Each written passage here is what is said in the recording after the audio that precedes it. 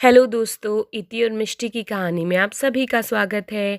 सुबह का समय है। बच्चों को स्कूल में भेजने के बाद चंचल और माधुरी गार्डन में बैठी बातें कर रही हैं। अरे दीदी, बहुत दिनों बाद ऐसे फुर्सत से बैठने का मौका मिला है, वरना त्योहारों में तो इतना काम था। अरे हाँ चंचल, तुम बिल्कुल ठीक कह रही हो। अभी बैठ लो, एक दो दिन आराम से, फिर शादियों का सीजन शुरू हो जाएगा। आरती की भी तो शादी है।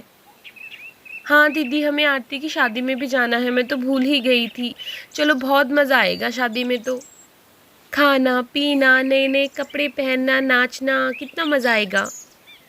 मज़ा तो आएगा, लेकिन जिम्मेदारी भी है हम दोनों पर, हमें काम भी करवाना होगा वहाँ पर जाकर। तो इसलिए चंचल, ये जो तुम्हारे आराम से बैठने के दिन है ना, ये फिर से जाने वाले हैं। और चंचल, तुम पर तो कुछ एक्स्ट्रा जिम्मेदारी होगी भाई, क्योंकि तुमको तो मेहंदी भी लगानी आती है, तुमको तो मेकअप भी करना आता है, तो सारी जिम्मेदारी ये सब तुम पर ही होगी। वो दोनों बैठकर बातें कर ही रही होती है, तभी वहाँ पर रुक्मणी चाची आ जाती है। अरे सरपंच की बहू, अरे सुनो, मुझे तुम्हें बहुत ज़रूरी बात बतानी है। अरे बहुत बड़ी बात बतानी है मुझे तुम्हें। अरे रुक्मणी चाची, आप इतना घबराई हुई क्यों हैं? आखिर ऐसा क्या हो गया है आपके साथ? अरे सरपंच की बहू, पूछो मत, मैंने रात में क्या देखा। कोई मेरी बात पर विश्वास करने के लिए तैयार नहीं है। जिसको भी बताती हूँ सब हंस देते हैं, बस तुम्हारे चाचा भी विश्वास नहीं कर रहे हैं मुझ पे। आखिर ऐसा क्या देख लिया चाची जी आपने? बताइए तो सही, मैं आपकी बातों पर विश्वास कर लूँगी, अगर विश्वास करने लायक हुई तो। अरे हाँ सरपंच की बहू, मुझे तो ऐसा लगता है वो कोई बहुत बड़ी चुड़ैल थी। लगता है हमारे गांव पर संकट आने वाला है। अरे चाची जी, ये कैसी बातें कर रही हैं आप? अरे कैसी बातें क्या, मैंने खुद अपनी आंखों से देखा है। बड़े बड़े सुनहरी पंख थे उसके। अरे भाई, इतनी उम्र हो गई मेरी, आज से पहले तो मैंने ऐसा कुछ ना देखा। अरे हो सकता है चाची जी आपको कुछ धोखा हुआ हो, वरना ये चुड़ैल वगैरह कुछ नहीं होती हैं चाची जी। हो सकता है चाची जी आप गहरी नींद में हो। अरे ओ सरपंच की बहू, मेरी इतनी उम्र चली गई, क्या मैं पागल लग रही हूँ तुमको? ना तो मैं नींद में थी और ना ही मैं कुछ भूली हूँ। मुझे अब तक अच्छे से याद है मैंने क्या देखा था। और तुमको भी मानना है तो मानो, और नहीं मानना है तो मत मानो। कल गांव पे कोई मुसीबत आएगी तो मुझसे मत कहना कि मैंने पहले बताया नहीं था। ये आजकल के बच्चे बड़ों की बात मानते ही कहाँ हैं। तभी वहाँ पर मीठी भी आ जाती है। अरे रुक्मणी चाची, आप इतना गुस्सा क्यों हो रही हैं? आखिर क्या हो गया है ऐसा? आपका बीपी हाई हो जाएगा चाची। अरे आइए ना मीठी भाभी। अरे देखिए ना मीठी भाभी, चाची को रात को चुड़ैल दिखाई दी है। चुड़ैल भी कहीं होती है भला? अरे क्या सच में सरपंच की बहू? अरे सरपंच की बहू, मैं भी यही बताने आई थी। मुझे भी रात को एक बहुत बड़ी चुड़ैल दिखाई दी। पहले मुझे लगा कि मेरा वहम है, फिर मैंने दोबारा से देखा आंखों को मल के, लेकिन वो तब भी वहीं पर थी। अरे मैं तो बहुत डर गई थी बहन, उस चुड़ैल को देखकर।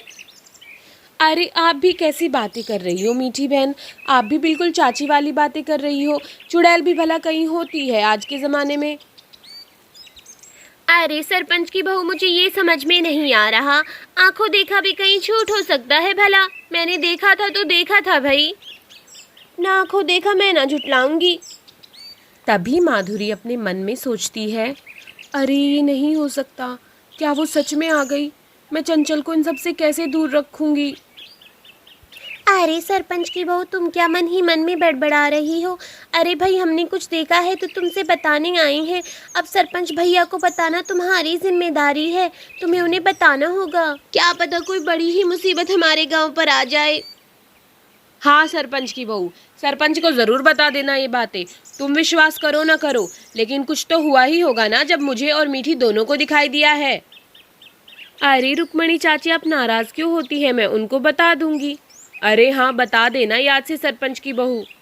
कल को अगर कुछ भी गलत हुआ तो जिम्मेदार तुम ही होगी। चलो, मैं तो चलती हूँ। और रुक्मणी वहाँ से गुस्से में चली जाती है। ये आजकल के बच्चे भी ना बड़ों की बातें सुनते ही नहीं हैं। अरे रुक्मणी चाची तो नाराज़ होकर चली गई हैं। मीठी भाभी, आप बताओ आपने क्या देखा? अरे चंचल बहन, बहुत ही भयानक चीज़ थी। मैं रात में पानी पीने के लिए उठी तो मुझे सुनहरे सुनहरे दिखाई दिया। पहले मुझे लगा मेरा वहम होगा, लेकिन जब मैंने दोबारा देखा तो वहाँ पर बड़े बड़े सुनहरे पंख मुझे दिखाई दिए। मैं तो बहुत डर गई थी सच में। पता नहीं आप सब लोगों को क्या हो गया है आखिर, कैसी बातें कर रहे हैं आप लोग। कहाँ होती हैं चुड़ैल वगैरह? अरे दीदी, आप क्यों इतने गुस्से में हैं? जब सभी लोग बोल रहे हैं तो कुछ ना कुछ बात तो हुई होगी ना। अरे चलो चंचल बहन, माधुरी बहन, मैं भी चलती हूँ, लेकिन ज़रूर आप लोग सरपंच जी से इस बारे में बात कर लेना। फिर मैं इस मामले की जांच ज़रूर होनी चाहिए। आप ध्यान से सरपंच जी को इस बारे में बता देना। और मीठी भी वहाँ से चली जाती है। अरे दीदी, कोई ना कोई बात तो ज़रूर है। पहले इति को खाली सुनहरी पंख दिखाई दिए थे, अब इन दोनों को भी दिखाई दिए हैं। अरे क्या चंचल, तुम भी औरतों की बातों में आ जाती हो। औरतों की तो आदत होती है बातें बनाने की। ये परी चुड़ैल, आज के ज़माने में ये सब चीज़ें कहाँ होती हैं। यहाँ पर चंचल और माधुरी बातें कर रही हैं और ऊपर पेड़ों में छिपकर सुनहरी परी इनकी बातें सुन रही है। अरे नहीं, ये तो बिल्कुल भी ठीक नहीं हुआ है। गांव के लोगों ने मुझे देख लिया है। अगर ऐसा ही चलता रहा तो मैं चेरी फेरी और मैरी फेरी को उनकी पुरानी बातें कभी भी याद नहीं दिला पाऊंगी। मुझे कोई और रास्ता निकालना होगा। अब मैं परी बनकर यहाँ पर नहीं आ सकती हूँ। ये सब मुझे काली परी के जागने से पहले ही करना होगा। आज की कहानी में इतना ही दोस्तों। आखिर अब सुनहरी परी क्या करने वाली है? वो किस तरह से चेरी फेरी और मैरी फेरी को उनकी पुरानी बातें याद दिलाएगी? जानने के लिए चैनल को सब्सक्राइब करें और अगर वीडियो पसंद आई हो तो प्लीज़ वीडियो को लाइक करें। धन्यवाद।